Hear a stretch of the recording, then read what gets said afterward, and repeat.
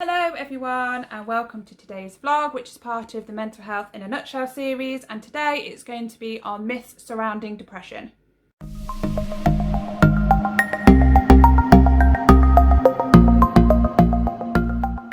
As always with these in a nutshell mental health vlogs, I'm going to link all of the information that I've used and the research that I've done in the description box below, so you can go and have a look at it yourself, just in case you think I'm lying or you just want to do further reading into these subjects.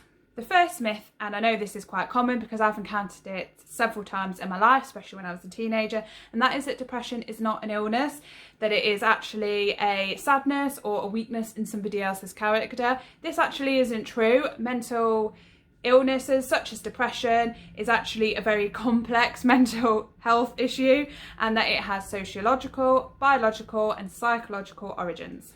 I personally struggle with the whole it's a weakness of character a lot because it's the way it's been treated throughout my life, and it's sort of like something that I've grown up with, thinking that mental illness is a weakness. I don't think this about other people who have mental illnesses, so I don't know why I think it is with me. But every time I have a bad episode with depression or anxiety, I really beat myself up about it and think that I'm being really weak and pathetic and that other people don't have these problems. The second myth that I'm going to tell you about is that antidepressants cure depression. I so wish that was the case. Think about other medication that you take, say for hay fever for instance. I take hay fever tablets. If I don't take a hay fever tablet, the symptoms are still there. I still get hay fever. When I take the hay fever tablets, I sometimes still get the flipping sneezes in the evening and in the morning, and I might, if there's something I'm particularly allergic to, but obviously the symptoms are so much better on the actual tablets. Well, that's how it is with antidepressants for depression and anxiety or whatever it is you're taking them for. They help you with the symptoms, to help you cope, make them less, but you still have bad days, you still have good days on them. They don't completely cure you, and if you stop taking the tablets, obviously those symptoms, they all come back again. Myth number 3, not that I've been counting them until now, but this is number 3 anyway, is that you're supposed to look a certain way if you have a mental illness. I don't know exactly what this means, but I know that previously when I've said to people that I have a mental illness, they've gone, well, you don't look like somebody who would have those problems. Obviously, a lot of people with mental health illnesses actually put much more effort into their appearance than people without them, because they want to make themselves feel better, and they also, I guess, want to pretend that they don't have the mental illness, if I'm completely honest with you, that you're more cheerful than you actually are, so you put a lot of effort into the way you sound. Like this, for instance, is not a good indication of how I feel inside. But also putting makeup on, doing your hair, putting nice clothes on all help. And as I said, there is a campaign that says depression wears lipstick, and that is simply because that is what it does. People put the extra effort in, and sometimes the most made up looking people are actually feel the worst inside. Oh my god, as I'm reading these like out, I'm getting so annoyed. It's like bringing back all these things. I'm like, for God's sake, I'm going to be really livid by the time I get to the end of this video. But the fourth one, I think I'm on the fourth one, is that you can just snap out of it, like the rage. I so wish this was true. Like, I can sit here and wax lyrical about all the amazing things I have in my life, because I do. I mean, for starters, I have a roof over my head, a decent roof.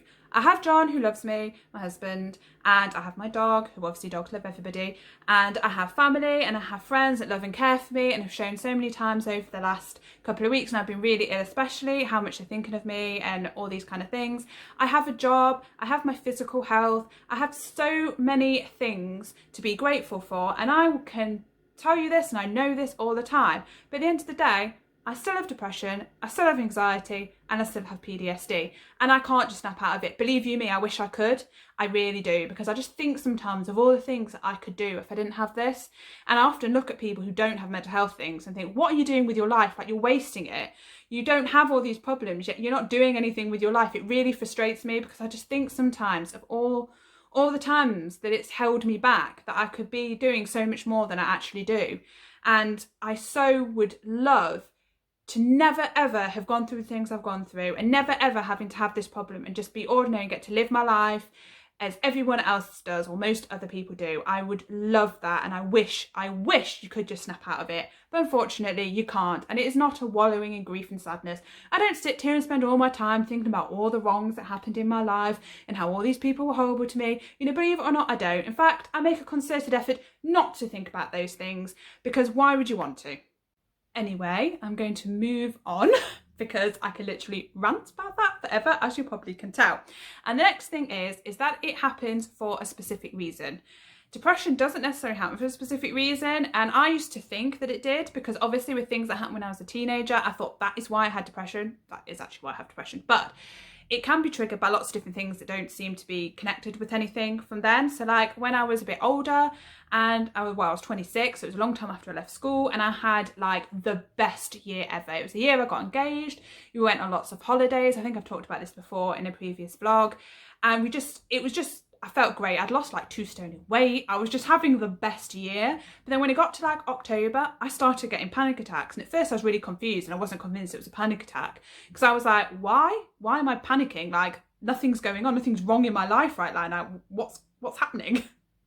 And yeah, it was the beginning of me going back on tablets. And I was on them at that point for ended up being on them for 6 years. I had like months or so off work. I just felt horrendous, much worse than I have done this time. I mean, not worse, but for a longer space of time, I guess.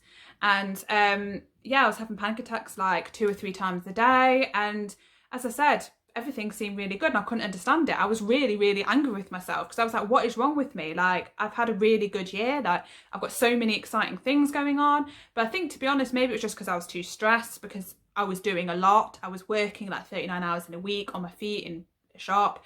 I had like a really busy social life. I had hobbies and stuff, and I basically cut most of that out, and I haven't worked full time since then, basically, because I've tried and it's just not seemed to be working out for me anymore. I don't know what it was, to be honest, because I thought I was great. So yeah, as I said, it doesn't have to have a reason, and it can be really frustrating not knowing the reason, because then you don't really know how to fix it. You can't really ride it out if you don't know what it is you're riding out. And the final one, which I've lost count, is it number 6? We'll pretend it's number 6. Don't know if you can hear that in the background, but my neighbours are hoovering. The joys of living in a terraced house.